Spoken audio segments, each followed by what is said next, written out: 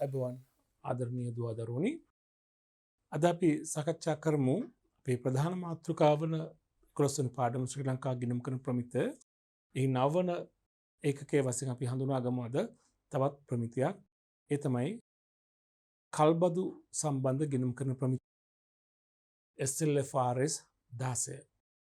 කල්බදු සම්බන්ධයෙන් නිර්දේශ ඉදිරිපත් කිරීම සඳහා කලින් පැවතියේ LKS 17 ප්‍රමිතිය ශ්‍රී ලංකා ගිණුම් කරන ප්‍රමිතියංක 17.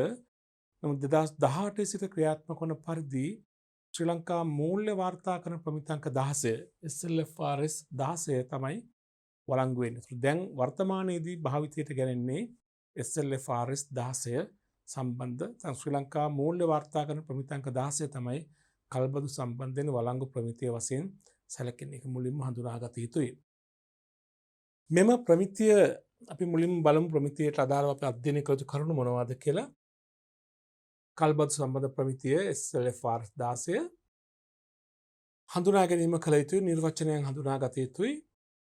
ගැනුම්කරුගේ පාර්ශවයේ පොත්වල ගිණුම් තබන ආකාරය පමණයි අපි මෙහිදී සලකා බලන්නේ. ඒ අර්ථ කල්බදු නහිමි ගිණුම, භාවිත හිමිකම් සහිත වත්කම් ගිණුම, කල්බදු පොලී ගිණුම, සමුචිත ෂෙයා ගිණුම පිළිබඳව අපි අධ්‍යයනය කරන මේ ප්‍රමිතිය යටතේ.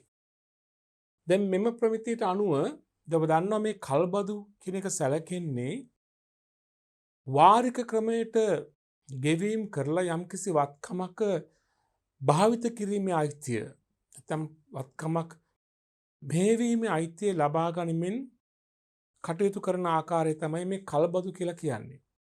දැන් යම්කිසි දේපලක් අපට එකවර මුදල් දීලා සම්පූර්ණ මුදල ගෙවලා ගන්න හැකියාවක් නැත්නම් අපි කරන්නේ අද තියෙන ලෝකේ ක්‍රියාත්මක වන ක්‍රමයක් කල්බදු ක්‍රමය. මුලින් වත්කමේ වටිනාකමෙන් කොටසක් මුලින් ගෙවලා මූලික ගෙවීමක් කරලා ඉන්පසුව මාසිකව හෝ අර්ධ වාර්ෂිකව හෝ වාර්ෂිකව වාරික ගෙවමින් යම්කිසි කාල සීමාවකට දේපල බද්දර ලබා ගැනීමක් කරනවා. මෙවැනි තත්ත්වයක් අපි කියනවා කල්බද්දක් කියලා. දැන් මේ කල්බදු වර්ග දෙකක් ඇත්තරම තිබෙනවා ලෝකේ ක්‍රියාත්මක වන ලංකාවේ ක්‍රියාත්මක වන.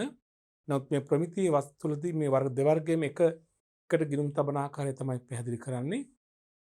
අපි හඳුනා ගන්නවා වර්ග දෙක මූල්‍ය කල්බදු හා මෙහෙයුම් කල්බදු කියලා.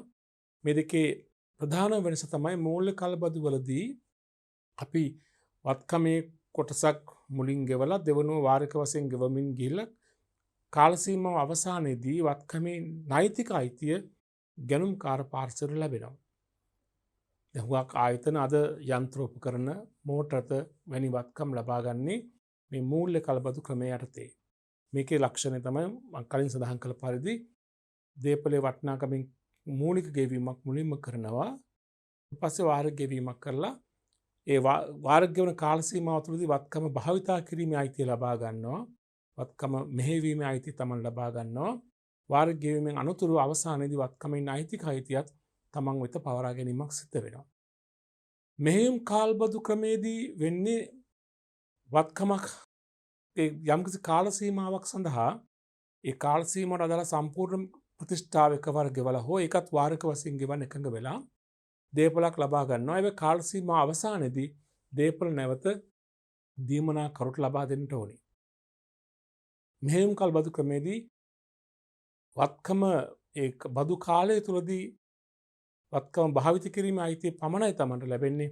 කාල සීමාව අවසානයේදී වත්කම නැවත ඒ නියම අයිතිකරුවා වෙත ලබා දීමක් කළ යුතුයි.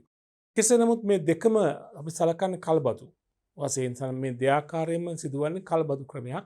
ඒ කියන්නේ යම්කිසි කාල සීමාවකට වත්කම භාවිත කිරීමේ අයිතිය සතු කර ගැනීම. දැන් මෙතනදී මේ කල්බදු ක්‍රමයට දේපලක් ලබා ගන්නාකොට මෙතින්දී මේ ප්‍රමිතිය නිර්දේශ කරනවා ඒ දේපල හඳුනා ගන්න ඕනේ භාවිත අයිතිය සහිත වත්කම් වශයෙන්. වත්කමක් තමයි ඒකට විශේෂ නමක් යොදලා තියෙන මේ ප්‍රමිතිය භාවිත හිමිකම් වත්කම්. නැත්නම් භාවිත හිමිකම් සහිත වත්කම් නැත්නම් භාවිත අයිතිය සහිත වත්කම්. ඒ කියන්නේ වත්කමේ භාවිත අයිතිය තමයි ප්‍රමුඛ ස්ථානය දෙන්නේ. යම් කාල සීමාවක් සඳහා වත්කම භාවිතා කිරීමේ අයිතිය ගැනුම්කාර පාර්ශවයට ලැබෙන පරිදි තමයි මේ කල්බදු ක්‍රමය ක්‍රියාත්මක වෙන්නේ. තොර මෙතනදී මතක තියාගන්න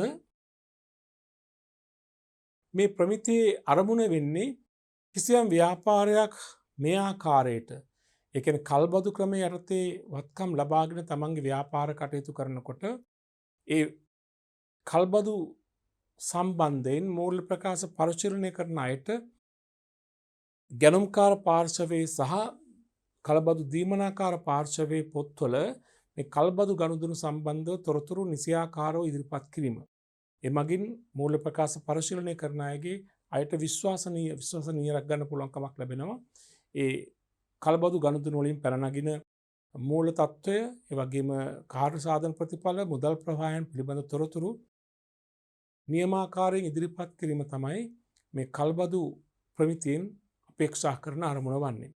කෙසේ නමුත් උසස් පෙළ පන්තියේදී අපි සලකා බලන්නේ කල්බදු ගනුදෙනු වලදී කල්බද්දට සම්බන්ධ ගැනුම්කාර පාර්ශවයේ කිරුම් කරන කටයුතු සිදු කරන ආකාරය පමණයි. උසස් පෙළ පන්තියේදී අපෙන් අපේක්ෂා කරන්නේ නැහැ කල්බදු ගනුදෙනු සම්බන්ධව විකුණුම්කාර පාර්ශවයේ පොත්වල නැත්නම් කල්බදු දීමනාකරුගේ පොත්වල මේ ගනුදෙනු වාර්තා කිරීමක් සම්බන්ධ කටයුතු උසස් පෙළ පන්ති මට්ටමින් බලාපොරොත්තු වන්නේ නැහැ ඔයගොල්ලන්ගෙන්.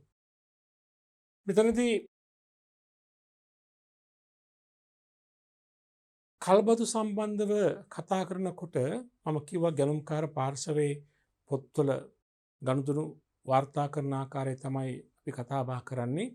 එසේ වුවත් මේ ප්‍රමිතියෙන් බැහැර කරලා තිබෙනවා මෙන්න මේ දෙවර්ගයේ කල්බදු මේ ප්‍රමිතියෙන් බැහැර කරලා තියෙන එකක් තමයි කෙටිකාලීන කල්බදු. කෙටිකාලීන කල්බදු කියලා කියන්නේ වසරකට වඩා අඩු කාලයක් සඳහා වන කල්බදු. මේ ප්‍රමිතියේ නිර්දේශ බලපාන්නේ වසරකට වැඩි කාලයක් සම්බන්ධ භාවිත අයිතිය ලබා ගන්නා වූ කල්බදු සම්බන්ධයෙන්. ඒ වගේම අඩු වටිනාකම් සහිත කල්බදු විනියුණු කල්බදු මේ ප්‍රමිතියෙන් බැහැර වෙනවා. මේ ප්‍රමිතිය ඇත්තටම අදාළ වෙන්නේ වසරකට වඩා වැඩි කාලයක් සඳහා වන භාවිත අයිතිය ලබා ගන්නා දේපල සම්බන්ධයෙන් වගේම වටිනාකම් ප්‍රමාණාත්මක වන්නේ නම් පමණයි. තාම කුඩා වටිනාකම් සහිත කල්බදු මේ ප්‍රමිතියෙන් බැහැර වෙනවා. මේ ප්‍රමිතියට අනුව අපි හඳුනාගත යුතු නිර්වචන කිහිපයක් තිබෙනවා. අපි දැන් කල්බද්දක් කියන ඇතුළුව නිර්වචන ගණනාවක් මේ ප්‍රමිතියේ හඳුන්වා දෙනවා කල්බදු සම්බන්ධව ගිණුම් කරන කටයුතු සම්බන්ධයෙන් අදාළ වන. මුල් මේක තමයි කල්බද්දක් කියන්නේ මොකද්ද? ලීස් එකක් කියලා කියනවා. කල්බද්දක් කියලා අදහස් කරන්නේ ප්‍රමිතියෙන් අපි හඳුනාගන්න තියෙන්නේ එකඟ වූ කාල පරිච්ඡේදයක් සඳහා වත්කමක භාවිත හිමිකම හෙවත් භාවිත අයිතිය right of use assets කියලා අපි කියනවා. කිසියම් ප්‍රතිෂ්ඨාවකට පවරා දීම සඳහා ඇති කරගනු ලබන givisුමක් කල්බද්දක් ලෙස හඳුන්වනවා. පැහැදිලිද? යම් කිසි එකඟ වූ කාල සීමාවක් සඳහා වත්කමක භාවිත අයිතිය මම කලින් සඳහන් කළා වගේ වත්කමක භාවිත හිමිකම වත්කම ප්‍රයෝජනට ගැනීමට තිබෙන අයිතිය යම් කාල සීමාවක් සඳහා එකඟ වූ ප්‍රතිෂ්ඨාවකට එකඟ වූ වටිනාකමකට ලබා ගැනීම සඳහා වූ givisුමක් අපි කියනවා කල්බද්දක් කියලා.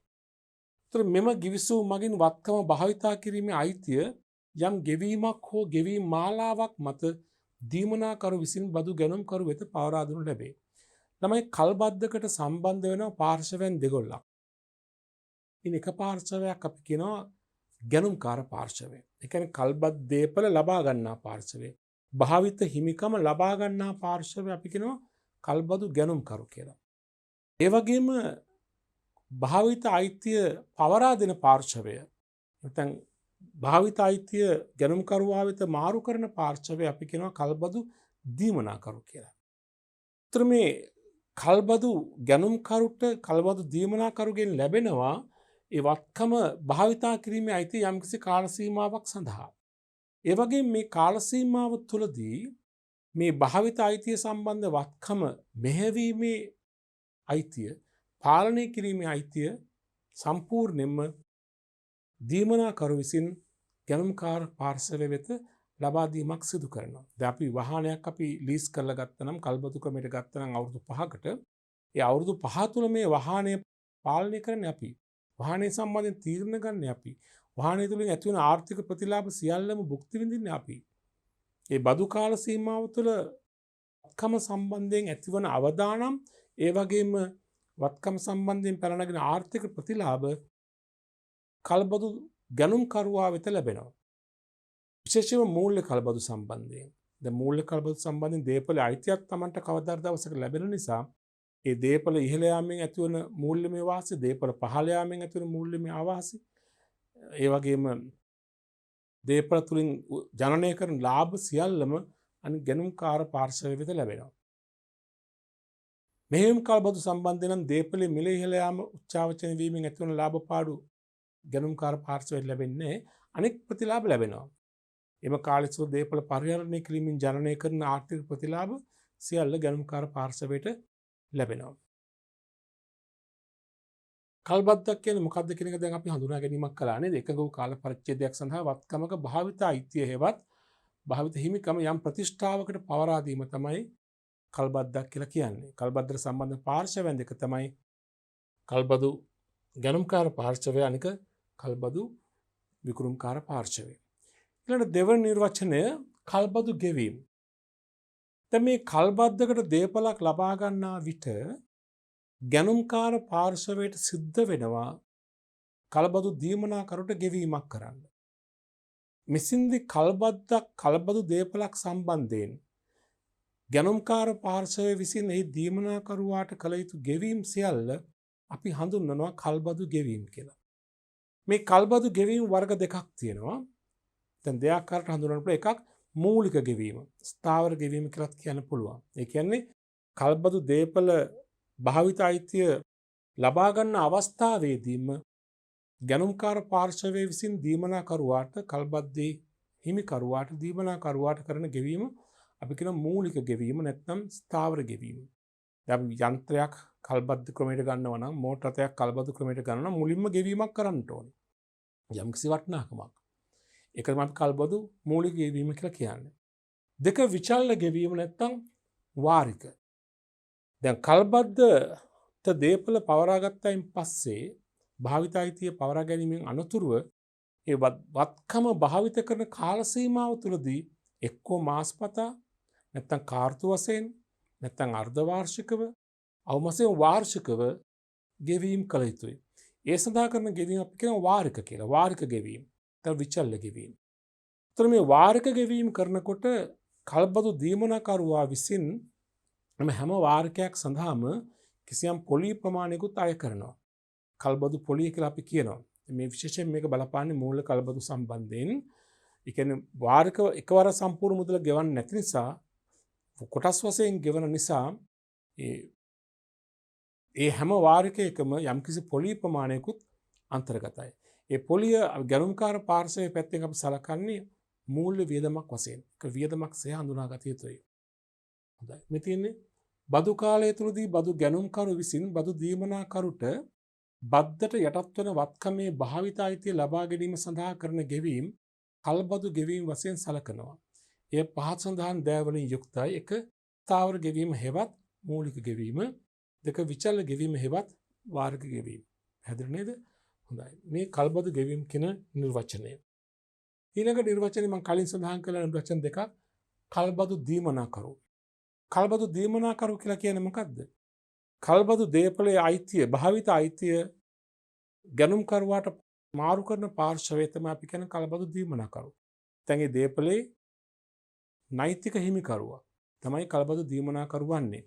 මේ බලන්න කල්බදු ගිවිසුමක් තුල ඇතුළත් වන වත්කමේ භාවිත කිරීමේ අයිතිය කිසියම් කාලච්ඡේදයක් සඳහා කිසියම් ප්‍රතිෂ්ඨාවකට මාරු කරන පාර්ශවය කල්බදු දීමනකරු වශයෙන් හඳුනනවා. ඔහු තමයි වත්කමේ දේපලේ නෛතික හිමිකරුවා ආරම්භක අවස්ථාවේදී.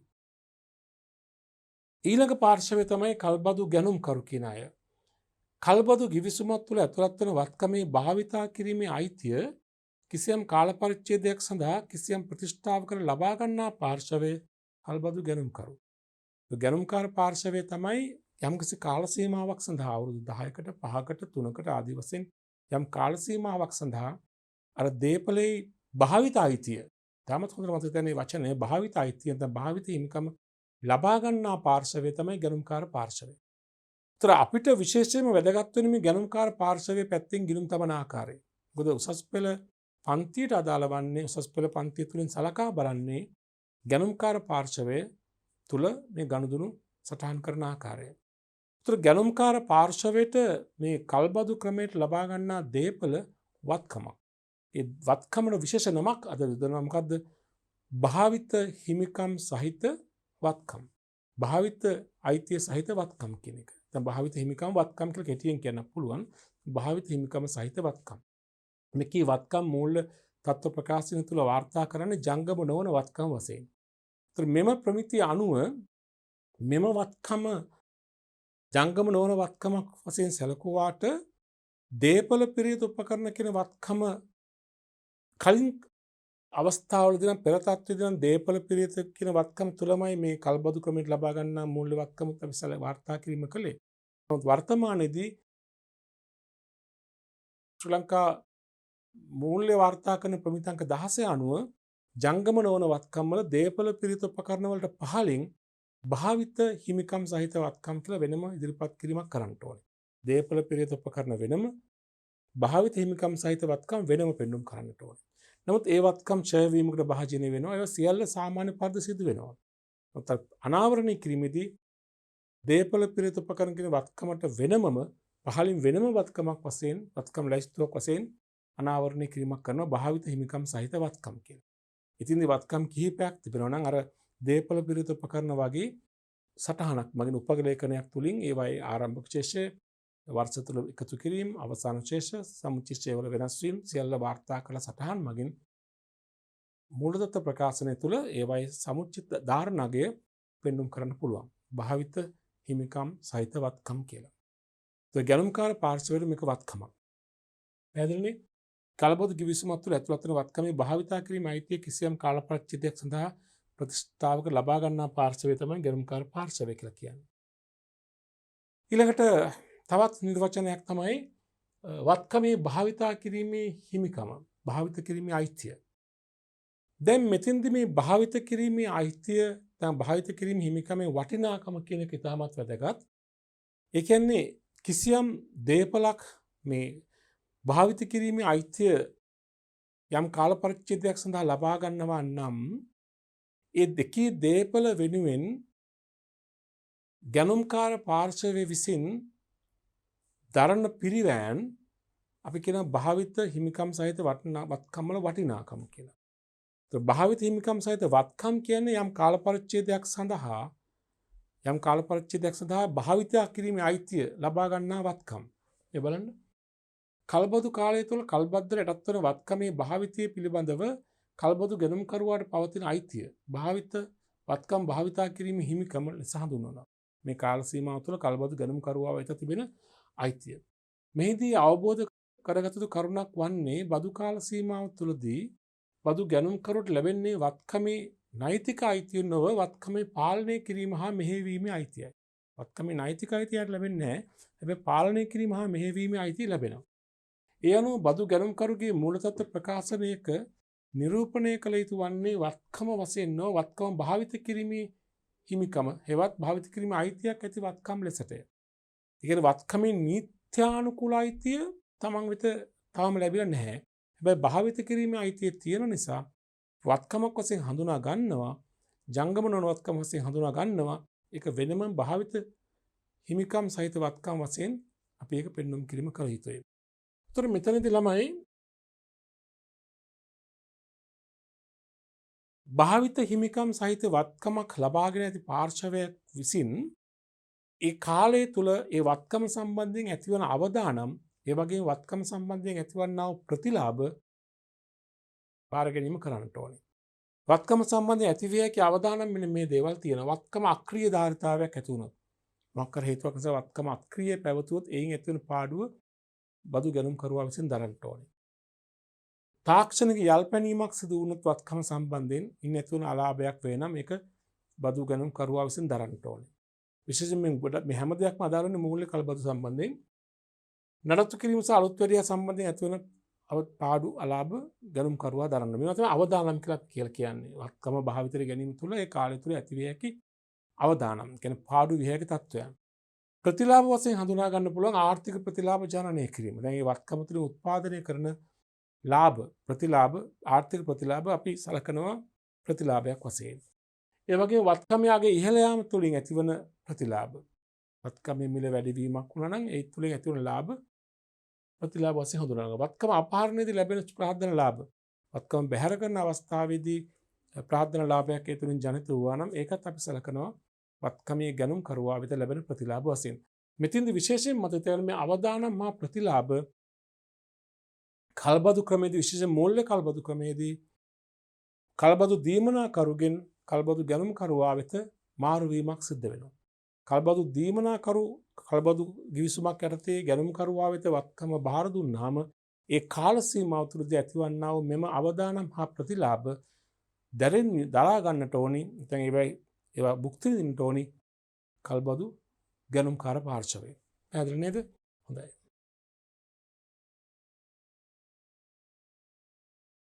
අපි ඊළඟට යමු තමත් වැදගත් පරිච්ඡේදයට කල්බදු සම්බන්ධයෙන් ගැනුම්කාර පාර්ශවයේ පොත්වල ගිණුම් තබන ආකාරය. කල්බදු ගනුදෙනුට අදාළව ගැනුම්කාර පාර්ශවයේ පොත්වල ගිණුම් තබන ආකාරය. මම කලින් සඳහන් කළා ගැනුම්කාර පාර්ශවයේ පොත්වල කල්බදු ගනුදෙනු වාර්තා කරනකොට කල්බදු ක්‍රමයට ලබා ගන්නා දේපල වත්කමක් ලෙස හඳුනාගත යුතුයි. ඒ වත්කම අපි ශීර්ෂයක් වශයෙන් කිව්වොත් අපි කියන්නේ භාවිත හිමිකම් සහිත වත්කම්. නැත්නම් භාවිත හිමිකම් වත්කම්. ඒ වගේම ඒ සම්බන්ධයෙන් තිබෙන බැරකම නැත්නම් වගකීම මූලතත්ත්ව ප්‍රකාශනයේ වගකීමක් ලෙස පෙන්වුම් කළ යුතුයි. මෙතින්දී වගකීමත් ජංගම වගකීම් සහ ජංගම නොවන වගකීම් කියන ශීර්ෂ දෙකම තුළම පෙන්වුම් කිරීමක් කරනවා. පස්සේ අපි ඒක හඳුනාගමු දීර්ඝ වශයෙන්. කියන්නේ එම බැරකම සම්බන්ධයෙන් ඉදිරි මාස 12 තුලදී ගිණුම් කාලච්ඡේදයේ අවසන් දිනයේ සිට ඊළඟ මාස 12 තුලදී පියවිය යුතු බැරකම ජංගම වගකීමක් ලෙසත් ඉදිරි මාස 12කින් පසුව පියවිය යුතු වගකීම බැරකම ජංගම නොවන වගකීමක් ලෙසත් මූල ප්‍රකාශන තුල පෙන්වුම් කිරීම කළ යුතුයි. ඒ වගේම ගැනුම්කාර පාර්ශවය තුල මේ වත්කම සම්බන්ධයෙන් ගෙවිය යුතු පොලිය අර වාරික තුල අඩංගු පොලිය ගැනුම්කාර පාර්ශවයේ වියදමක්සේ ආදායම් ප්‍රකාශනය තුළ වාර්තා කළ යුතුයි. කල්බදු සම්බන්ධයෙන් ඇතිවන්නා වූ පොලිය ආදායම් ප්‍රකාශනයේ වියදමක් වශයෙන් මූල්‍ය වියදමක් වශයෙන් සලකා එය ආදායම් ප්‍රකාශනයට කපහැරීම කළ යුතුයි. ඒ වගේම මේ ක්‍රමයට කල්බදු ක්‍රමයෙන් ලබා ගන්නා දේපල ෂය වීමකට භාජනය විය යුතුයි. ෂය කළ යුතුයි. ඉතින්දී ෂය වාරිකය වසරේ වියදමක් වශයෙන් ආදායම් ප්‍රකාශනයට යා යුතුයි. එතින්දී කල්බද්දේ භාවිත හිමිකම් සහිත වත්කම කාලයේ අවසානයේදී අපිට නෛතිකව ලැබෙනවා නම් නීතිමය අයිති අපිට ලැබෙනවා නම් අපි ෂය කියලා එක හඳුනා ගන්නවා. ඒ වගේම කල්බද්ද දේපල කාලයේ අවසානයේදී නැවත හිමිකරුවාට බාර දිය යුතු නම් මේ කාල සීමාව තුළදී අපි ක්‍රමක්ෂය කරනවා. ඒ කියන්නේ දේපලේ වටිනාකම කාල සීමාව බෙදලා ක්‍රමක්ෂය කිරීමක් කරනවා. ෂය වුණත් ක්‍රමක්ෂය වුණත් දෙකම ආදායම් ප්‍රකාශනයේ වියදමක් ලෙස පෙන්වුම් කළ යුතුයි. ඒ වගේම මේවායි සමුචිත ෂය වීම මූලතත්ත්ව ප්‍රකාශනයට ගැලපීම කරලා ධාරණ වත්කමේ ධාරණාගය මූලතත්ත්ව ප්‍රකාශනය තුළ පෙන්වුම් කිරීම කළ යුතුයි. ඒතර මෙම වත්කම් මුල්වරට වාර්තා කිරීම කරන්නේ පිරිවැයට. ඓතිහාසික පිරිවැය පදනම් කරගෙන තමයි මේ කී වත්කම් මුල්වරට වාර්තාකරණය කිරීම කරන්න ඕනේ. පසු කලක අවශ්‍ය නම් විශේෂ මූල්‍ය කල්බදු ක්‍රමයට දෙගත් වත්කම් පසු කලක අපිට අවශ්‍ය නම් ප්‍රත්‍යාගමන ආකෘති රියායකි කලින් සඳහන් කළ පරිදි. එතකොට මේ තමයි කල්බදු ගැනුම්කාර පාර්ශවයේ මූල්‍ය ප්‍රකාශනවල අනාවරණය කළ යුතු කරුණු වෙන්නේ කල්බදු වත්කමට අදාළව. වත්කමේ අගය ධාරණාගේ මූල තත්ත්ව ප්‍රකාශනය පෙන්වන්නට ඕනේ. භාවිත හිමිකම් සහිත වත්කම් වශයෙන් ඒ සම්බන්ධයෙන් පවතින බැරකම ජංගම වගකීම් ජංගම නොවන වගකීම් දෙක තුරම පෙන්වුම් කළ යුතුයි. ඒ වත්කම සම්බන්ධයෙන් ඇතිවන වියදම් දෙක පොලිය මූල්‍ය වියදම් වශයෙන් ෂය වීම පරිපාලන හෝ බෙදහැරීම හෝ නිෂ්පාදන ආයතනයක නිෂ්පාදන යන්ත්‍රයක් වන නිෂ්පාදන වියදමක් වශයෙන් හෝ කපහැරීම කළ යුතුයි. පැහැදිලි නේද? හොඳයි. අපි කලින් සඳහන් කළා කෙටි කාලන කල්බදු මාස 12ක් වයිට අඩු කාලයක් සහිත කල්බදු මේ ප්‍රමිතියෙන් වාර්තා කරන්නේ නැහැ. අඩු වටිනාකම සහිත වත්කම් මේ ප්‍රමිතිය අදාළ වන්නේ නැහැ කියලා නේද? හඳුනා ගැනීම. තමයි කල්බදු ප්‍රමිතිය අනුව කල්බදු සම්බන්ධයෙන් අපට හඳුනාගත යුතු යෙදුම් දෙකක් තිබෙනවා. එකක් තමයි වත්කමේ භාවිත හිමිකම, අනික කල්බදු වගකීම කියන එක.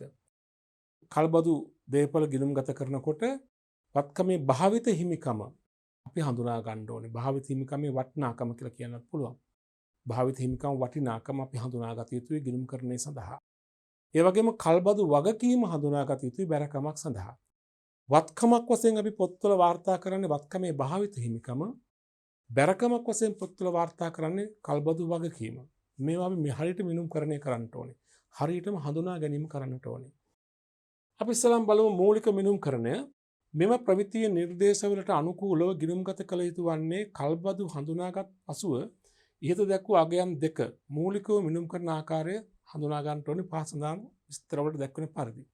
ඒ කියන්නේ අපි ප්‍රධාන වශයෙන් මිනුම්කරණය කළ යුතු කරුණු දෙක තමයි භාවිත හිමිකම් සහිත වටිනාකම. වත්කමේ භාවිත හිමිකම් වටිනාකම, ඒ වගේම කල්බදු වගකීම. අපි බලමු කොහොමද මේක හඳුනාගන්නේ කියලා. භාවිත හිමිකම් සහිත වටිනාකම. එතන අපි කියමු වත්කමේ භාවිත හිමිකම. ඔය කවර ක්‍රමයකට හැඳුන්වන එකම අදහස. භාවිත හිමිකම් සහිත වත්කම වල වටිනාකම නැත්නම් වත්කමේ භාවිත හිමිකම. මේ අදහස් කරන්නේ ඒ භාවිත හිමිකම් සහිත වත්කම වෙනුවෙන් ආයතනයේ විසින් වත්කම වෙනුවෙන් හඳුනාගත යුතු පිරිවැයන් මොනවද කියන එක. භාවිත හිමිකම් සහිත වත්කම් වෙනුවෙන් ඒ වත්කමේ පිරිවැය නැත්නම් වත්කමේ සාධාරණ අගය ලෙස අපි හඳුනාගත යුතු වටිනාකම් කිහිපයක් තියෙනවා.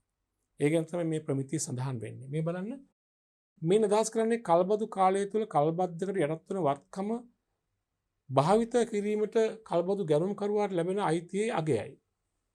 කල්බදු දේපලේ අයිතිය වටිනාකම. මෙම අයිතිය අගේ මුල්වරට මිනුම්කරණයේදී ඒ පිරිවැයට මිනුම්කරණය කළ යුතුයි. මම කලින් සඳහන් කළානේ. වත්කමේ භාවිත හිමිකමේ පිරිවැය පහ සඳහන් සංරචකයන්ගේ යුක්ත වෙනවා. හොඳට මතක තියාගන්න වත්කමක භාවිත හිමිකම් වටිනාකම් නැත්නම් භාවිත හිමිකම් සහිත වත්කමක අගය නැත්නම් සාධාරණ අගය නැත්නම් එහි පිරිවැය ගණනය කරනකොට මේ සියල්ලගේම අදහස එකයි.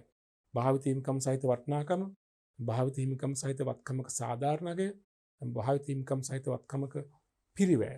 මේ සියල්ල ගණනය කිරීමේදී එම අගය තුළ නියෝජනය කරන සංරචකයන් කිහිපයක් තියෙනවා. දැන් භාවිත හිමිකම් සහිත වත්කමක වටිනාකම පිරිවැය තීරණය කිරීමේදී පිරිවැය මිනුම්කරණය කිරීමේදී ඊට සම්බන්ධ වන සංරචකයන් කිහිපයක් තිබෙනවා. මේවා එකතුවක් තමයි අපි කියන්නේ භාවිත හිමිකම් වටිනාකම කියලා. මොකද්ද මේ සංරචකයන් වලට තියෙන එකක් තමයි එක මූලික මිනුම්කරණයේදී තීරණය වූ කල්බදු වගකීම. අංක 1 කල්බදු වගකීම. අපි පසුව කල්බදු වගකීම කියන්නේ මොකක්ද කියලා හඳුනාගමු.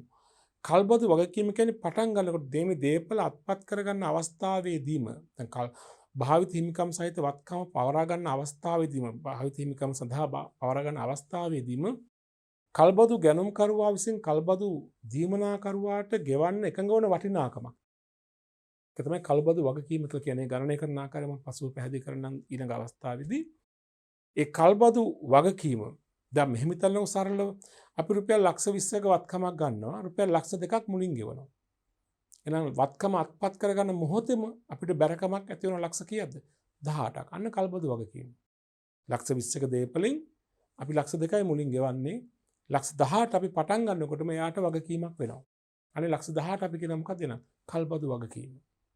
කල්බදු ගැනුම්කරුවා විසින් කල්බදු දීමනාකරුට දේපල මිලට ගන්න අවස්ථාවේදීම දේපල කල්බදු ක්‍රමය යටතේ පවරා ගන්න අවස්ථාවේදීම ගෙවීමට එකඟ වන අගය. පසු කාලෙක ඒක පොලියකුත් එකතු කරලා පස්සේ ගෙවයි. නමුත් මුලින් පොලිය ගලප ගන්න තු මුලින්ම පොලිය කිසිවක් අදාළ නොවි මුලින්ම ඇති වුණ වගකීම. අපි කියනවා කල්බදු වගකීම. ලක්ෂ 20යි දේපලයාගේ ලක්ෂ 2යි අපි 10ක් මුලින් ගෙවනවා. ලක්ෂ 2ක් ගෙවනවා. තුත් 18 අපි පස්සේ ගෙවන්නේ. අනේ ලක්ෂ 18ට අපි කියන මොකක්ද එනවා? කල්බදු වගකීම. උතර වත්කමේ පිරිවැය ගන්නකොට දැන් භාවිත හිමිකම් වටිනාකම වත්කමේ භාවිත හිමිකම ගණනය කරනකොට අපි බලනවා කල්බදු වගකීම් කියලා. ඒක අපි ඒ භාවිත හිමිකම් වටිනාකමේ කොටසක් වශයෙන් සලකනවා. වත්කමේ සාධාරණගේ කොටසක්. දෙක මූලික ගෙවීම. දැන් ලක්ෂ 20න් ලක්ෂ 2ක් ගෙවුවානේ. අන්න එකත් අපි නම් සලකනවා වත්කමේ පිරිවැය කොටසක් වශයෙන්. ඉතින් කල්බද ආරම්භ කර දෙන හෝ ඊට පෙර සිදු කරන ගෙවීම. ඒක හැබැයි දිර්දීමනාවක් හිමතු අඩු කරගන්න ඕනි. බොහොම කලාතුරකින් වෙන්නේ. දැන් මූලික ගෙවීම භාවිත හිමිකම් වටිනාකමේ කොටසක් වෙනවා. දැන් ලක්ෂ 18යි කල්බදු වගකීම, ලක්ෂ 2ක් මුලින් ගෙවුවා. දැන් ලක්ෂ 20යි. ඒ වගේම කල්බදු වත්කමේ පිරිවැයට අයිති වෙනවා වත්කම භාවිත කිරීමට පෙර දැරූ ඍජු වියදම්. අනිකුත් ඍජු පිරිවැයන්. මේ වත්කම භාවිතා කිරීමට කලින් අපි දැරුවා වූ ඍජු පිරිවැයන්. දැන් අපි හිතමු යන්ත්‍රයක් නම් යන්ත්‍රය ගත්තා ලක්ෂ 20යි ලක්ෂ 2ක් ගෙවලා ලක්ෂ 18ක් ගෙවන්න ගත්තා. ඒක ලක්ෂ 18 කල්බදු වගකීම ඒක පිරිවැය කොටසක් වෙනවා. ලක්ෂ 2 මුලින්ම ගෙවුවා ඒකත් පිරිවැය කොටසක් වෙනවා. මේ යන්ත්‍රය සවිකරන්න ලක්ෂයක් ගියා. දැන් වත්කමේ පිරිවැය කියන්නේ ලක්ෂ 21යි. ලක්ෂ 21 ආවේ කොහොමද? කල්බදු වගකීම 18යි ලක්ෂ 2යි මූලික ගෙවීම ලක්ෂයක් ගියා සවිකිරීම පිරිවැය. ඒවා ඒ කියන්නේ වත්කම භාවිතයට පෙර දැරුවා වූ ඍජු වියදම්. දැන් මෙහෙයුම් කල්බදු ක්‍රමයට ගොඩනැගිල්ලක් අපි අත්පත් කරගන්නවා අවුරුදු 10ක බදු කාලයකට. ගොඩනැගිල්ල භාවිතා කරන්න කලින් අපි අලුත් වැඩියාවක් කරලා රුපියල් ලක්ෂ 3ක. අන්න ඍජු පිරිවැය. ඒක වත්කමේ පිරිවැයට එකතු කරන්න ඕනේ. උතර මේ තුන්වෙනි කොටස එක තමයි කියන්නේ කල්බදු ගැනුම්කරු දරා ඇති මූලික ඍජු පිරිවැයන් අනිවාර්යයෙන්ම වත්කමේ පිරිවැයට දැන් භාවිත වටිනාකම් සහිත වත්කමේ අගයට එකතු කරන්න ඕනේ. ඒ වගේම කලාතුරකින් තවත් වෙන පුළුවන් දෙයක් තමයි කල්බදු ගිවිසුමේ කොන්දේසි වලට අනුකූලව කල්බද්ද අවසානයේදී කල්බද්ද යටත් වන වත්කම ගලවා ඉවත් කිරීම වෙනුවෙන් දරන්න සිදුවන පිරිවැය. දැන් මේ අපි කල්බදු ක්‍රමයට ගත්තු වත්කම බදු කාලයේ අවසානයේදී බැහැර කරන අවස්ථාවේදී දේපල ගලවා ඉවත් කිරීමට සිදුවන පිරිවැයක් අපි කල්ැතුව අස්තමේන්තු කර තිබෙනවා නම් එයත් අනිවාර්යෙන් වත්කමේ පිරිවැයට අපි හඳුනා ගත යුතුයි. ඔබ දන්නවා LKS 16 අනුව ශ්‍රී ලංකා ගිණුම් කරන ප්‍රමිතංග 16 අනුව වත්කමක මුල්වරට හඳුනා ගන්නා පිරිවැය තුළ වත්කම ඉවත් කරන අවස්ථාවේදී දැරීමට සිදුවන පිරිවැය කොටසක් වශයෙන් අපි හඳුනා ගන්නවා නේද? ඒතර මේ අනුව මේ තමයි කල්බදු දේපලක භාවිත හිමිකම් වටිනාකමට ඇතුළත් වන අගයන්. අපි දෙවනුව අපි ඒව ගණනය කිරීමක් කරමු අභ්‍යාස මගින්. දැනට මතක තියාගන්න කල්බදු දේපලක භාවිත හිමිකම් වටිනාකම නියෝජනය කරන සංරචකයන් තමයි කල්බදු වගකීම් වල වටිනාකම, මූලික ගෙවීම් වල වටිනාකම, දරන ලද ඍජු පිරිවැයන්ගේ වටිනාකම, එම වත්කම භාවිතයෙන් ඉවත් කරන අවස්ථාවේදී දැරීමට සිදු වෙත අපේක්ෂා කරන පිරිවැය වල වටිනාකම නේද? හොඳයි. මේ තමයි වත්කමේ භාවිත හිමිකම සහ ඊට අයිති සංරචකයන්. ඊළඟට කල්බදු වගකීම. කල්බදු වගකීම කියලා මම දැන් කලිනුත් සඳහන් කළා. කල්බද්ද පටන් ගන්නකොටම ගැනුම්කාර පාර්ශවය විසින් දීමනා කරුවා වෙත ගෙවීමට එකඟ වන අගය. මෙතින් වගකීම. මෙතින් කල්බද්ද ආරම්භයේදී කල්බදු වගකීම ලෙස ගිණුම්ගත කළ යුතු අගය හඳුනාගත යුතුය. කල්බදු වගකීම ලෙස මූලික ගිණුම් කරනදී සලකා බලනු ලබන්නේ කල්බද්ද ආරම්භ කරන දිනේ ගෙවීම හැර, ඒ කියන්නේ මූලික ගෙවීම හැර අනිකුත් සියලුම ගෙවීම් වල වර්තමාන වටිනාකමයි. දැන් මම කිව්වේ ලක්ෂ 20යි දේපලයේ අගය ලක්ෂ 2ක් මුලින් ගෙවනවා. දේපල පවර ගන්න මොහොතේම අපි ලක්ෂ කීයක් ගෙවන්න ඕනේද? ලක්ෂ 18යි. අන්න කල්බදු වගකීම. එතන පොලිය මුකුත් සම්බන්ධ වෙලා නැහැ. නමුත් පසු කාලයක ඔය ලක්ෂ 18 ගන්නකොට ඒගොල්ලෝ පොලියකුත් ගලපලා වාරික වශයෙන් අපිට බෙදලා දෙනවා. මෙන්න බොහෝ විට සමාන වාරික අපිට දෙන්නේ. අවුරුදු පතා මෙන්න මෙච්චරක් ගෙවන්න කියලා. නැත්නම් මාස පතා මෙන්න මෙච්චරක් ගෙවන්න කියලා. ඒ ගෙවන හැම වාරිකයකම පොලියකුත් අන්තර්ගත වෙනවා. උතර අපි කල්බදු වගකීම ගන්නකොට පොලිය අයින් කරන්න ඕනේ. ඒ නිසා අපි ගන්නේ මුදලේ වර්තමාන අගය අනුව තමයි අපි සැලකිලිට ගන්නේ කල්බදු වගකීම. ඒ නිසා කල්බදු වගකීම කියන එක අපිට මෙහෙමත් හඳුනන්න පුළුවන්. කල්බද්ද ආරම්භයේදීම අර කරන මූලික ගෙවීම හැර මූලික ගෙවීම වගකීමක් වෙන්නේ නැහනේ. මූලික ගෙවීම හැර කල්බදු වෙනුවෙන් කල්බදු දේපල වෙනුවෙන් අපි ගෙවනවානේ වාර්ෂික වාරික, මාසික වාරික. ඒ වාර්ෂික හෝ මාසික වාරික වල එකතුව ගත්තොත් එහෙම ඒවයේ වර්තමාන අගය. දැන් අපි තුමු අපි රුපියල් ලක්ෂ 20ක දේපලක් ලක්ෂ 2ක් මුලින් ගෙවනවා. ඉතුරු ලක්ෂ 18 අපි ගෙවනවා අවුරුද්දකට ලක්ෂ 5 ගානේ වාරික 4ක්. ඒතර ලක්ෂ 5 වැඩි කිරීම 4 ලක්ෂ 20ක් ගෙවලා තියෙනවානේ. ඒ ලක්ෂ 20 වර්තමාන අගය. දැන් ලක්ෂ 20 කියන්නේ උතර පොලියකුත් උතර තියෙනවා. ලක්ෂ 5ක් අපේ වාරිකයක් ගන්නවා කියන්නේ වාරික තුල පොලියකුත් තියෙනවා. ඒ පොලිය අයින් වෙන්නට ඕනේ. දැන් අපි ලක්ෂ 20න් ලක්ෂ 2ක් අඩු කළාම මුලින්ම මූලික ගෙවීම අයින් කළාම ලක්ෂ 18නේ ගෙවන්න ඕනේ. ඒ ලක්ෂ 18 වෙනුවෙන් අපි ආයි ලක්ෂ 5ව 4ක් ගෙවනවා. ඒ කියන්නේ ආයි ලක්ෂ 20ක් ගෙවනවා. ඒ ලක්ෂ 18ක් වෙනුවෙන් තමයි ලක්ෂ 20ක් ගෙවන්නේ. ඒ ලක්ෂ 20 ලක්ෂ 5 ගානේ අපි අය කරන වාරික තුල තියෙනවා. ඒ පොලිය. ඒ හින්දා අපි වාරිකවල සියල්ලකම එකතු වෙයි වර්තමාන අගය බලනවා. මුදලේ අනාගත මුදලක වර්තමාන අගය. අනාගත රුපියලක වර්තමාන අගය. අපි වට්ටම් සාධකයක සාධක සැලකිලිට ගනිමින් මේ වර්තමාන අගය හොයාගන්න පුළුවන්. ඒතර සියලු වාරිකවල වර්තමාන අගය තමයි කල්පතු වගකීම කියලා කියන්නේ. තව විදිහකින් කිව්වොත් මූලික ගෙවීම අයින් කළා ඉතිරි ගෙවීමට එකඟ වන වාරිකයන්ගේ වර්තමාන අගය. අපි ගණනය කිරීම දෙවුණු කරමු. ඒ තමයි කල්බදු වගකීම කියලා කියන්නේ. ඒ සඳහා අපි මම කිව්වේ වර්තමාන වටිනාකම ගණනය කිරීම සඳහා කල්බද වෙන අධ්‍යවහාර පොලිය එමෙතන් වට්ටම් සාධකයේ සැලකිලිට ගනිමින් අපි කල්බදු වගකීම ගණනය කිරීම කරනවා. හරිනේ? ඒ කියන්නේ ඒක අර්ධාස මේකයි වෙන්නට ඕනේ. කල්බදු වාරික වශයෙන් ගෙවනකොට වාරික තුර පොලියක් අන්තර්ගතයි. පොලිය අපේ වියදමක් වගකීමක් නෙවෙයි. ඒ නිසා අපි පොලිය අයින් ඉවත් කළ පසු අගය හොයාගන්න ඒ කල්බදු වාරිකවල වර්තමාන අගය සැලකිලිට ගත්තාම පොලිය ඉබේම ගැලපෙන ඉවත් වෙනවා. හරි. ඒ අනුව ඒ ගෙවිය යුතු වාර්ෂික හෝ සියලු වාරිකවල එකතු වෙයි වර්තමාන වටිනාකම මුදලේ අගයේ වට්ටම් සාධක සැලකිලිට ගනිමින් වර්තමාන අගය අනුව ගණනය කළාම ලැබෙන අගය තමයි කල්බදු වගකීම කියලා කියන්නේ. මූලික අදහස මතක තියාගන්න දේපලේ වටිනාකමින් මූලික ගෙවීම හැර ඉතිරි ගන්න.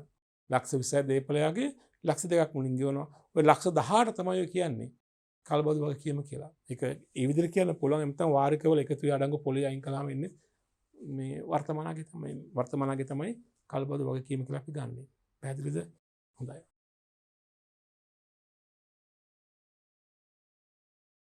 හොඳ ළමයි අපි එහෙනම් පුංචි අභ්‍යාසයක් කරමු. වත්කමක කල්බදු වගකීම ඒ වගේම භාවිත හිමිකම් වටිනාකම ගණනය කිරීම වාරික තුර අඩංගු පොලි ගණනය කිරීම සම්බන්ධ අවබෝධය ලැබෙන පුංචි අභ්‍යාසයක් අපි කරමු.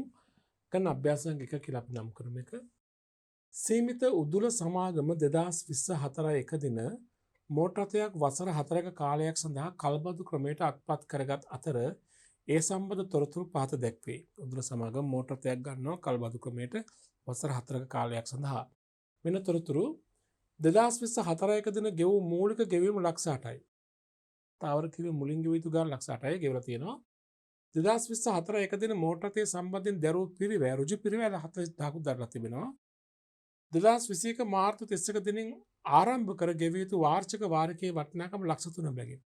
ලක්ෂ 3 බැගින් ඒ කියන්නේ අවුරුදු 4ට ලක්ෂ 3ම 4ක් ගෙවන්න ඕන. ලක්ෂ 12ක් ගෙවන්න ඕන. කල්බද්දේ පොලි අනුපාතය 10%යි. 10%ක වට්ටම් සාධකයේ අනුව වසර 1 2 3 4 10% වට්ටම් සාධකය උපර දෙනවා.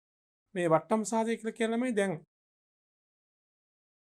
පොඩක් මම පැහැදිලි කිරීමක් කළොත් අපි දැන් 10%ක වට්ටම් සාධකයක් කොහොමද දැන් අනාගත රුපියලක වර්තමාන අගය. දැන් අපි අද රුපියල් 100ක් අවුරුදු අවසානයේ 10%ක පොලියක් එකතු වෙන තැනක දැම්මොත් අද 100යි වටිනාකම අවුරුදු අවසානයේ 10%ක පොලියක් කරනවා අවුරුදු අවසානයේ වටිනාකම 100 කීයද 10යි.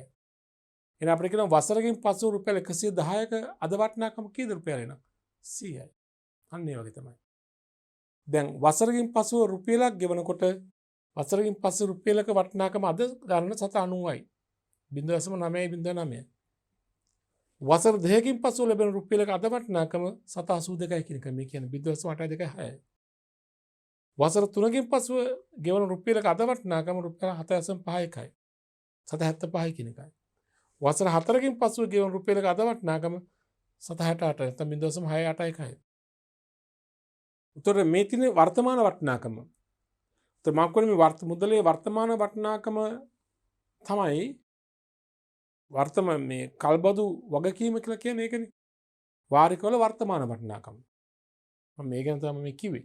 හරි මේ තොරතුරු ඔබට තියලා ඔබෙන් අහනවා මොකක්ද?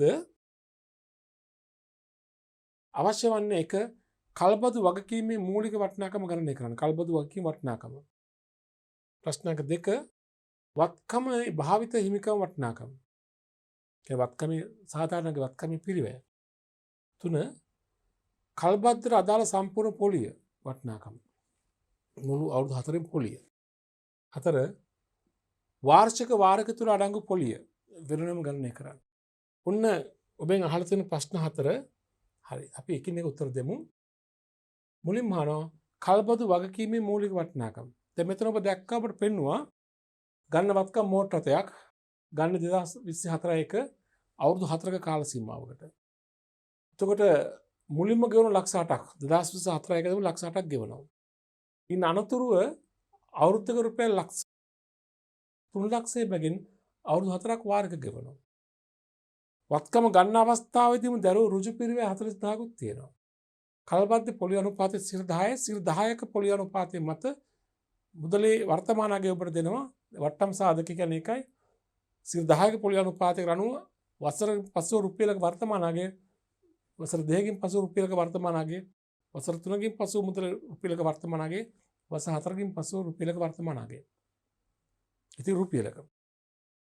උතර කල්බදු වගකීම වශයෙන් අපි සලකන්නේ අර වාරික වශයෙන් ලක්ෂ 3 ගානේ ගෙවනවනේ. ඒ ලක්ෂ 3 පළවෙනි වසරේ ගෙවන ලක්ෂ 3ක වර්තමාන අගය. දෙවන වසරේ ගෙවන ලක්ෂ 3ක වර්තමාන අගය. තුන්වන වසරේ ගෙවන ලක්ෂ 3ක වර්තමාන අගය. හතරවන වසරේ ගෙවන ලක්ෂ 3ක වර්තමාන අගය ගත්තාම ඒ වර්තමාන අගයන් එකතුව තමයි කල්බදු වගකීම කියන්නේ. මම කියන්නේ කල්බදු වගකීම කියන්නේ අර දීපලේ වටිනාකමේ මූලික ගෙවීම හැර ගෙවන ඉතිරි ගාන ඒ වනහයි ගෙවන වාරික දැන් වාරික ලක්ෂ 3 ගානේ හතරක් ගෙවන ලක්ෂ 12ක් තියෙනවනේ ලක්ෂ 14 පොලියකුත් තියෙනවා. ඒ පොලිය අයින් කරන තමයි වර්තමාන අගයට ගන්නෙ. වර්තමාන අගයෙන් එකතුව ගත්තාම මේක තමයි අද පොලිය නැතුව ගෙවන තියෙන වටිනාකම. අපි බලමු එහෙනම් කල්බදු වගකීමේ මූලික වටිනාකම මෙහෙම ගමු අපි.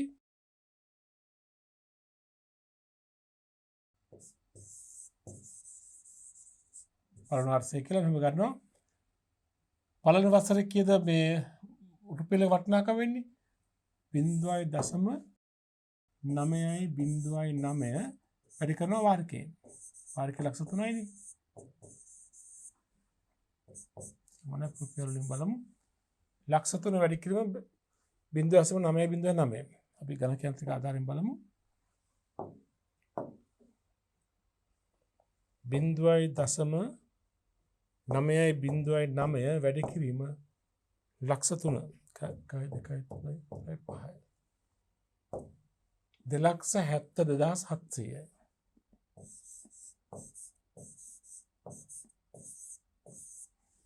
තව එකකින් කිව්වොත් අපි ප්‍රථම වසර අවසානයේ ලක්ෂ 3ක් ගෙවන්න එපා.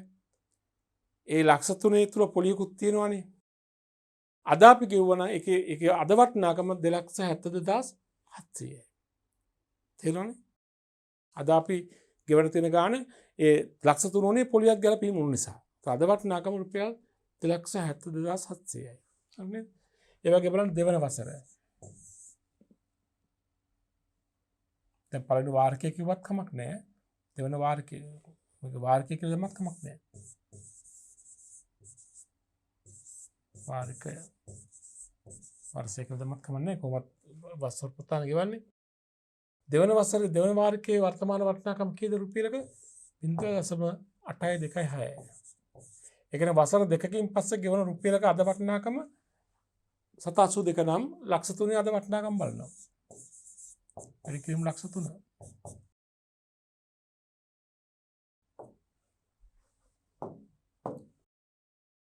බිඳුවයි දශම 8.26 8.26 ගුණ කිරීම ලක්ෂ 3.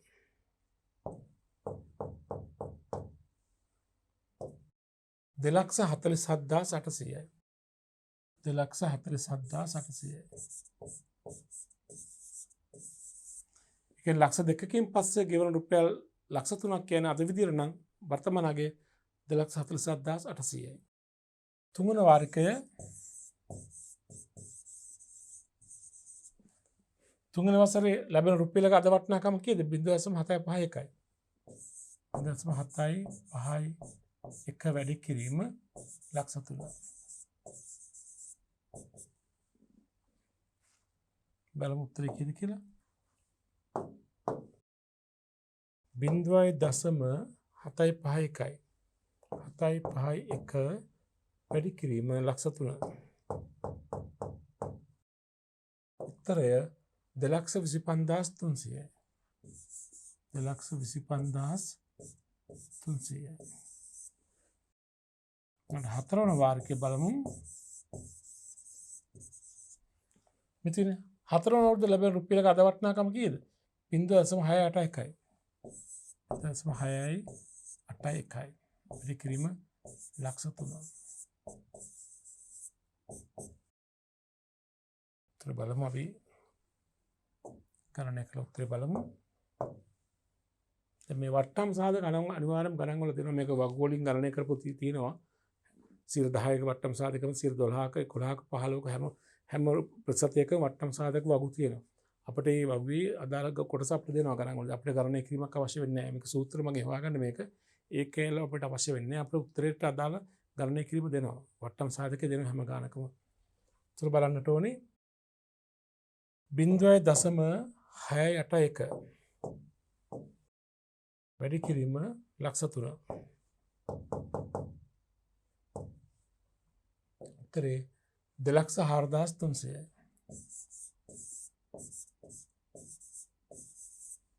දැන් මෙන්න මේ ඉලක්කම් 4 එකතු කරන්න. මේ තමයි කල්බදු වගකීම. බලන්න එකතු කීයද කියලා. මේක ගණක යන්ත්‍රයක් ආධාරම ගමු වරදින්නේ නැහැ නේද?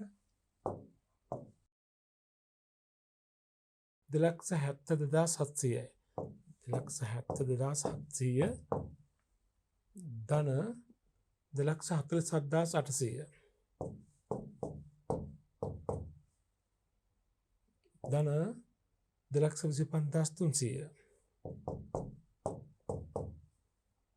ධන 2,04,300 උත්තරය 9,50,100 නේද? 9,50,100.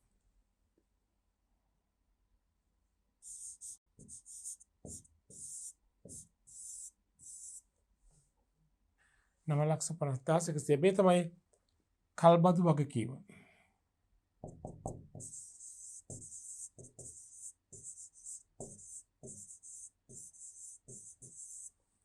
ඒ කියන්නේ මෙම දේපල මිලට ගන්න අවස්ථාවේදීම අපේ වගකීමක් තිබිලා තියෙනවා බදු කල්බදු ගැනුම්කරු විසින් කල්බදු දීමනාකරුට ගෙවන්න තිබිලා තියෙනවා කීයක්ද?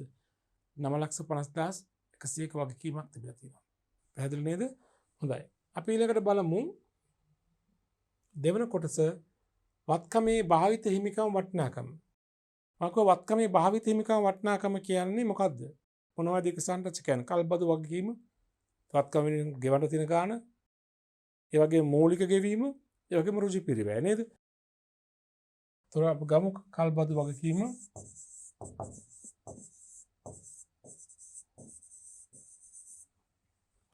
යමු කිදාවේ 9,50,100යි නේද? 9,50,100යි.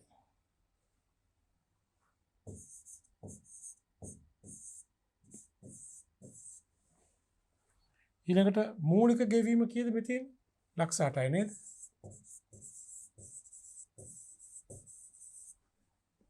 ලක්ෂ 8යි. ඊළඟ රුජු එදාම දරත රුජු පිරිවැය කීයද? වාහනේ වෙනින් දර රුජු පිරිවැය දෙන 40,000ක්. මේකෙන් තියෙන මේ සියල්ල එකතු තමයි වත්කමේ භාවිත හිමිකම් වටිනාකම. ඒ වත්කමේ අගය.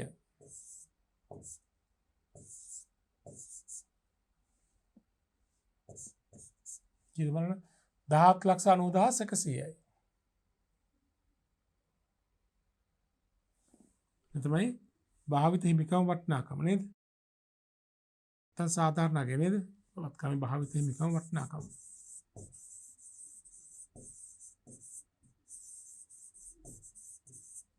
වත්කමේ සාධාරණගේ පිරිවැය. අපි වත්කමේ පිරිවැය සඳහන් ඔය ගන්න. වත්කමේ අගය සඳහන් ගන්න ඔය ගන්න. සාධාරණගේ වශයෙන් හඳුනන ඔය ගන්න. 1,17,90,100. හොඳයි. අපි යමු දැන් ප්‍රශ්නේ තුන්වෙනි කොටසට කල්බද්‍ර අදාළ සම්පූර්ණ පොලිය. කල්බද්‍ර අදාළ සම්පූර්ණ පොලිය ගන්න මෙන්න මේ ආකාරයට. දැන් අපි කල්බදු වගකීම තියෙනවනේ. ඒ වගේම වාරික වශයෙන් ගෙවන මුළු වටිනාකම තියෙනවනේ. දැන් ලක්ෂ 3 ගානේ අවුරුදු 4කට ලක්ෂ 12ක් ගෙවන්න ඕනේ. කල්බදු වගකීම තියෙනවනේ. ඒක මුල්ම ණය මුදල. ගෙවල ඉවරනකොට එන වටිනාකමයි ගෙවන්න තිබූ මුදලයි අතර වෙනස තමයි පොලිය කියන්නේ. දැන් ගෙවල වත්කම ගන්න දවසේම අපි ණය වෙලා තියෙන ගාන කීයද? 9,50,100යි. ඒ තමයි කල්බදු වගකීම වත්කම අත්පත් කරගන්න මොහොතේම ගෙවන්න තිබුණු ගණන්. නමුත් අවුරුදු 4 පුරා ගෙවලා ඉවර වෙනකොට කීයක් ගෙවනවද? ලක්ෂ 3 ගානේ අවුරුදු 4ක් ලක්ෂ 12ක් ගෙවනවා. ඔන්න ওই දෙකේ වෙනස තමයි මේ කාලය තුල අපි ගෙවලා තියෙන පොලිය. අපි මෙහෙම ගමු.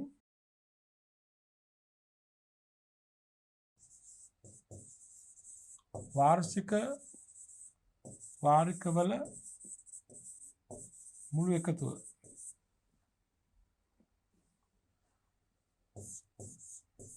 3 ලක්ෂය වැඩි කිරීම 4නේ. කීයද ලක්ෂ 12යි නේද? ඒක අපි අඩු කරමු කල්බදු වගකීම.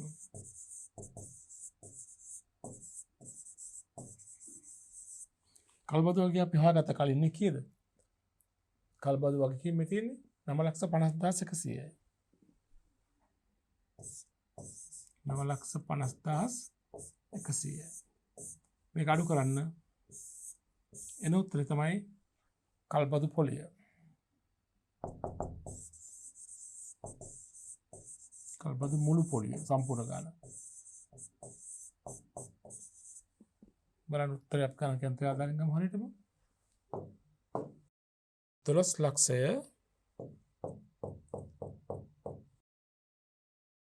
ඍණ 9,50,100. උත්තරය 2,49,900.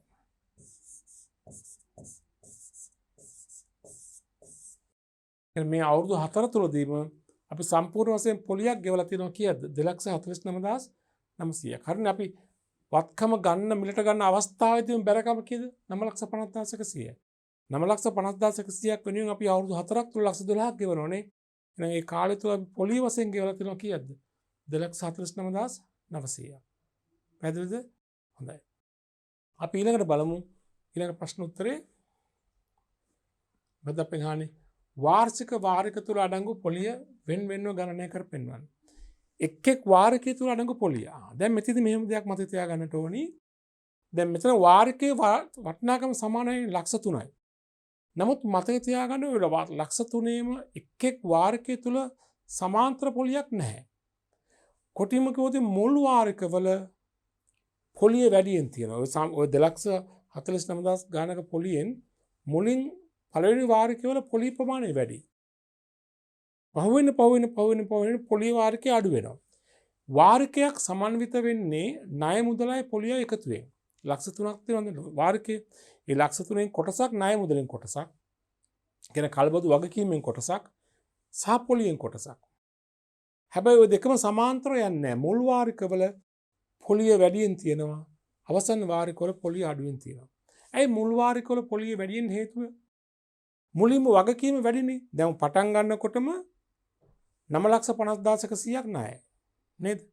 එහෙනම් පළවෙනි අවුරුද්දේ පොලිය 9,50,100න් 10%ක් පොලිය.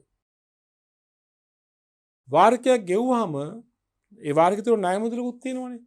ණය මුදල අඩු නම් දෙවෙනි අවුරුද්දේ පොලිය වෙන්නේ 9,50,100 නෙමෙයි. දැන් ණය මුදලෙන් කොටසක් දැන් ගෙවිලා තියෙනනේ. ඉතිරි ගානට පොලිය. ඊට පස්සේ ඒක 9,50,100 වඩා අඩුයිනේ. තුන්වෙනි අවුරුද්ද වෙනකොට වාරික දෙකක් ගෙවිලා තියෙනවා. ණය මුදලෙන් කොටස් දෙකක් ගෙවිලා ඉවරයි. ඒත් ණය මුදල වටිනාකම අඩුයි. ඒ ණය මුදලට හිඟ ණය මුදල තමයි පොලිය අය කරන්නේ. ඒතොර ඒ නිසා මේ එක් වාරිකය තුල අඩංගු පොලිය එනකොට මතක තියාගන්න මුල් වාරිකවල පොලිය වැඩි ක්‍රමක්‍රමයෙන් පොලිය හීන වෙන්න ඕනේ. සමාන්තර පොලියක් එන්නේ නැහැ. වාරිකයේ සමාන වුණාට පොලිය සමාන වෙන්නේ නැහැ. හැම වාරිකයක් තුලම අන්තර්ගත වෙනවා ණය මුදලින් කොටසක් සහ පොලියෙන් කොටසක්. අපෙන් අහන්නේ එක් වාරිකය තුල අඩංගු පොලිය වෙනම ගණනය කරන්න නේද? මෙහෙම ගමු.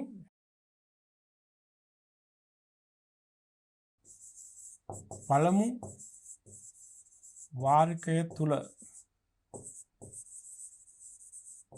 අඩංගු පොලිය. පළමු වාරිකය තුල අඩංගු පොලිය වෙන්නේ මුල් වර්ෂයේ ණය මුදලට 10%ක්. දැන් පොලිය මෙතින් ණය මුදලට 10%යි කල්බද්දේ පොලිය අනුපාතය 10%යි.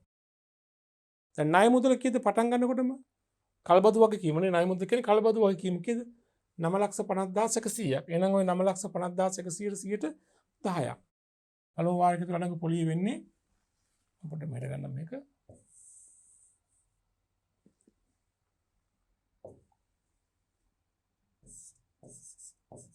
9,50,100ට 10%ක්.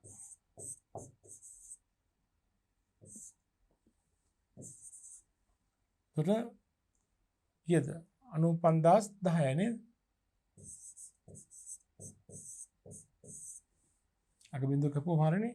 9,50,100 10 කියන 95,100යි. ඒ කියන්නේ පළමු අවුරුදු වාරිකයේ ලක්ෂ 3ක් ගෙවනවනේ.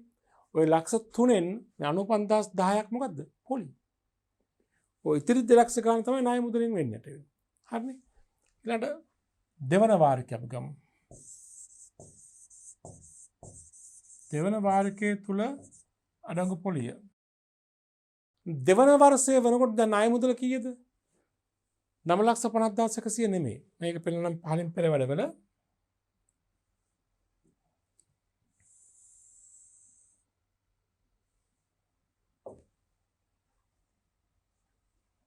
වැඩ දැන් ව්‍යාපාර පටන් ගන්න 2024 එකනේ. වාරික වීම පටන් ගන්න 2021 මාර්තු 31 නේ. මම කියනවා 2021 මාර්තු 31 ණය මුදල තමයි 9,50,100 නේද? හරි. ඒකට 10 ගන්න හරි. ඊළඟට 2022 3.31 ණය මුදල වෙන්නේ දැන් 9,50,100 නැහැ නේද? 9,50,100න් අඩු වෙන්න ඕනි.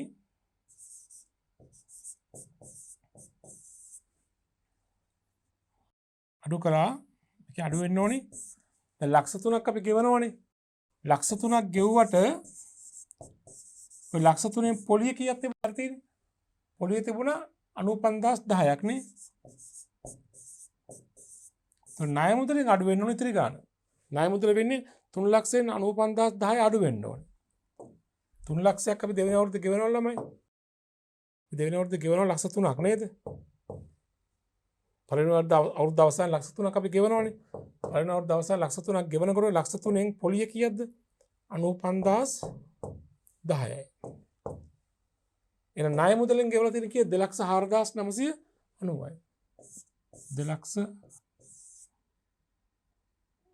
2,04,990යි නේද? 3 ලක්ෂයක් ගෙවුවාම ඒකේ 95,10ක්ම පොලියෙන් 95,000ක් 2,05,000යි. දැන් 2,04,990යි. ඇත්තටම පළවෙනි අවුරුද්ද අවසානයේ ගෙවපු වාරිකය තුල අඩංගු ණය මුදල නේද? එහෙනම් පළවෙනි වසර අවසානයේදී දැන් ණය මුදල ශේෂය දැන් කීයද වෙන්නේ? 0.10 9 ගියම 1යි. අපි කියන්නේ අතුරු කරමු හරියටම. පැහැදිලි නේද? ඒතර 9,50,100 ඍණ 2,04,990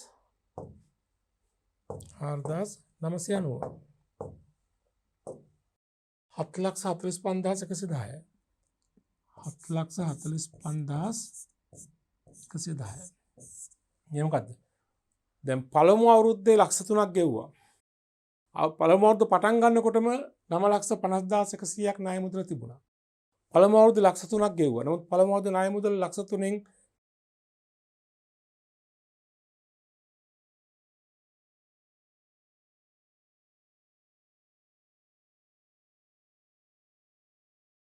පළමු අවුරුද්ද අවසානයේ ණය මුදල ශේෂය හෙවත් දෙවනි වසර ආරම්භයේ ණය මුදල ශේෂය කීයද? 7,45,110. දැන් දෙවන වාරිකයේ තුල අඩංගු පොලිය වෙන්නේ මේ දෙවන අවුරුද්ද ආරම්භයේ පටන් ගන්නකොට ණය මුදල කීයක් තියෙනවද? 7,45,110ක් තියෙනවා. මේකට 10%ක්. තේරෙනවද? දෙවන අවුරුද්දේ හැම වෙලාවෙම ණය මුදලේ පොලිය වෙන්නේ ආරම්භක ණය වසර පටන් ගන්නකොට තිබුණ ණය මුදලට පොලිය අනුපාතය බලන්න. දැන් මුල් අවුරුද්ද නම් වසර පටන් ගන්නකොට ණය මුදල 9,50,100ක් තිබ්බා. ඒකට 10%ක්. වසරක් ලක්ෂ 3ක වාරිකය ගෙවුවා. ඒක තුල අඩංගු පොලිය අයින් කරාම ණය මුදලෙන් ගෙවලා තිබුණ ගාන 2,04,990යි. ඒ අනුව දෙවන අවුරුද්ද පටන් ගන්නකොට ණය මුදල ශේෂය කීයද? 7,45,110යි. දැන් දෙවන අවුරුද්ද පොලිය ගෙවන්න ඕනේ මේකට 10%ක්. 7,45,110ට 10%ක් කියන අග බිඳුව කපුවම හරිනේ 74,511යි. දෙවන වසරේ අපි ගෙවනෝනේ ලක්ෂ 3ක්. දෙවන වසර ගෙවපු ලක්ෂ 3 තුල අඩංගු පොලිය කීයක් තියෙනවද? 74511. තේරුණා නේද? හරි. අපි ඊළඟ බලමු තුන්වෙනි වසර.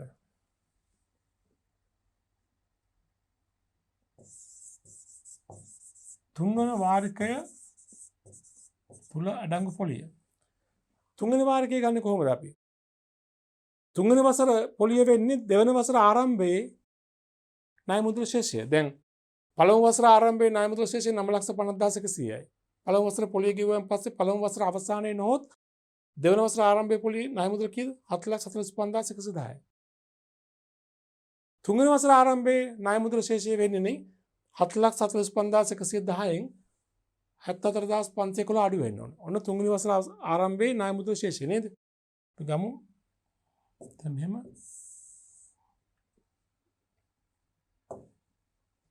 2023 3.31 ණය මුදල වෙන්නේ මේ 7,45,110න් අඩු වෙන්න ඕනි. මේකෙන් කැපෙන ගාන තුන්වෙනි වසරේ ණය වාරිකය අපි ගෙවනවනේ ලක්ෂ 3ක් දෙවෙනි වසරේ ලක්ෂ 3ක් ණය වාරිකය ගෙවනකොට දෙවෙනි වසරේ ගෙවු ලක්ෂ 3 ණය වාරිකයෙන් පොලිය කීයක් තිබුණාද? 74,511ක්. 74,511ක් පොලිය. ඒක අයින් කළාම ණය මුදලින් ගෙවපු ගාන එනවා බලමු කීයද කියලා. 3 ලක්ෂය ඍණ 74,511. දෙවන වසරේ අපි ගෙවලා තියෙන ලක්ෂ 3න් 74,511ක්ම පොලි නම් ණය මුදල වෙනුවෙන් අපි ගෙවලා තියෙන ගාන කීයද? 2,25,489. 2,25,489. 2,25,489. නේද? එහෙනම් ඒක අඩු කළාම ණය මුදල ශේෂය එනවා. බලමු කීයද කියලා එකක්.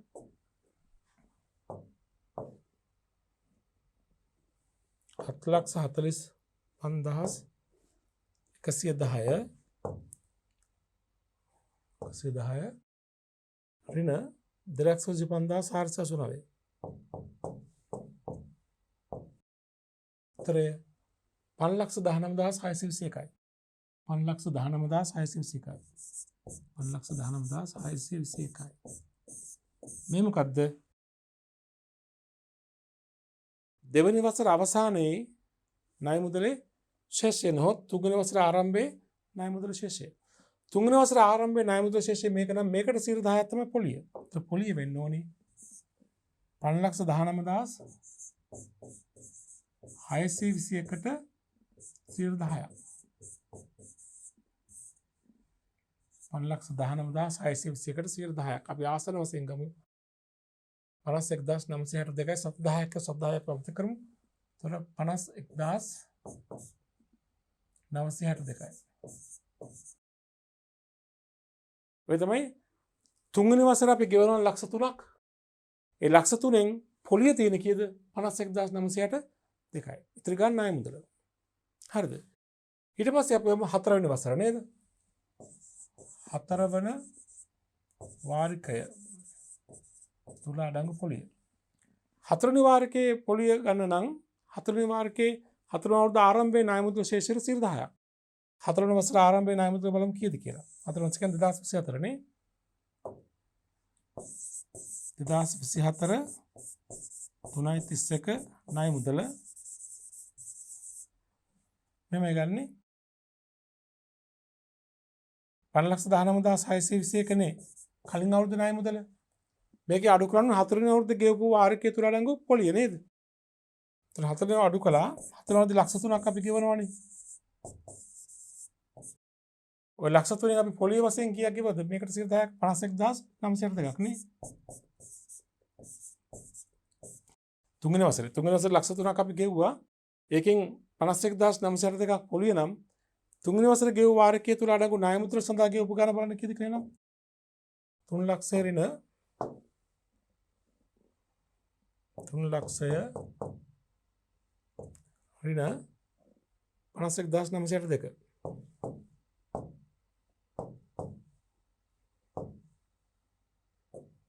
2,48,38යි. 2,48,38 තමයි තුන්වෙනි අවුරුද්ද කියපු වාර්ෂිකය තුල අඩංගු ණය මුදල. 2,48,38. 2,48,38. ඒක අඩු කළාම එනවා තුන්වෙනි වසර අවසානයේ ණය මුදල හෙවත් හතරවෙනි වසර ආරම්භයේ ණය මුදල. බලමු කීයද කියලා ඒක.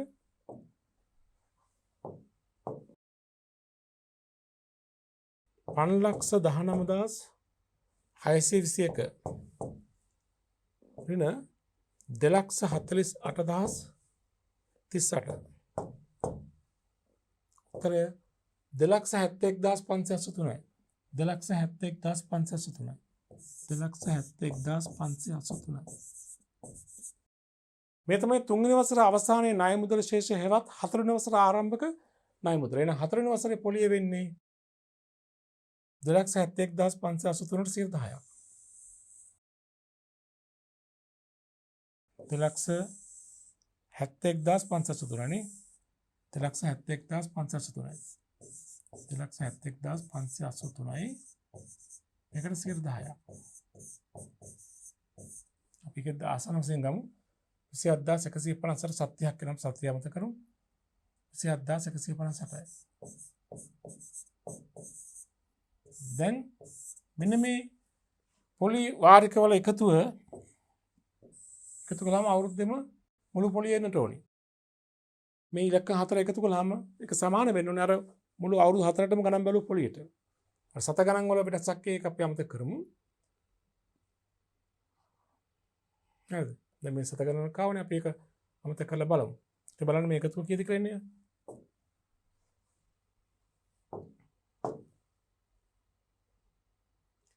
පළවෙනි වාරිකයේ අඩංගු පොලිය 95,10යි.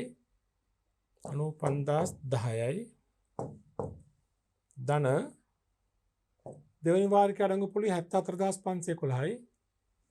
74,511යි. බරයි. කයි මුල දැන් ගමු. 95,10යි පළවෙනි වාරිකයේ අඩංගු පොලිය ධන දෙවෙනි වාරිකයේ අඩංගු පොලිය 74,511යි. 74,511යි. ධන තුන්වෙනි වාරිකයේ අඩංගු පොලිය 51,962යි. 51,962යි. ධන හතරවෙනි වාරිකයේ අඩංගු පොලිය 27,158යි. 27,158යි. 27,158යි. උත්තරය 2,48,641යි. 2,48,641යි නේද? හොඳ ළමයි. දැන් මේ අනුව ඔබට පේනවා ඇති පළවෙනි වාරිකයේ ලක්ෂ 3ක් අපි ගෙවනකොට පොලිය 95,10යි. දෙවෙනි වාරිකයේ ලක්ෂ 3ක් අපි ගෙවනකොට පොලිය 74,511යි. අපි සත ගණන් බැහැර කරලා තියෙන්නේ. තුන්වෙනි වාරිකයේ පොලිය ලක්ෂ 3ක් ගෙවනකොට පොලිය 51,962යි. ඒක සත ගණන් බැහැර කරලා තියෙන්නේ. හතරවෙනි වාරිකයේ පොලිය ලක්ෂ 3ක් ගෙවනකොට පොලිය 27,158යි. සත ගණන් බැහැර කරලා තියෙන්නේ. ඒ අනුව අපි සම්පූර්ණ පොලිය එනවා 2,48,641ක්. මේකට සත ගණන් බැහැර කරන නිසා කලින් මුළු පොලිය අතර පොඩි වෙනසක් තියෙනවා. නමුත් යාර සත ගණන් බැහැර කළා තිබුණ නිසා මෙන්න මේ විදිහට තමයි එක් වාරිකයේ තුල අඩංගු පොලි වටිනාකම් සොයාගන්නේ. හොඳයි අපි ඊළඟ එකකයේ තුලින් අපි ගණන්කාර පාර්ශවය තුල භාවිත හිමිකම් සහිත වත්කම් මිලදී ගන්න අවස්ථාවේදී ගිණුම් තබන ආකාරය අධ්‍යයනය කරමු. ඊට අදාළ අභ්‍යාසත් අපි අධ්‍යයනය කරමු.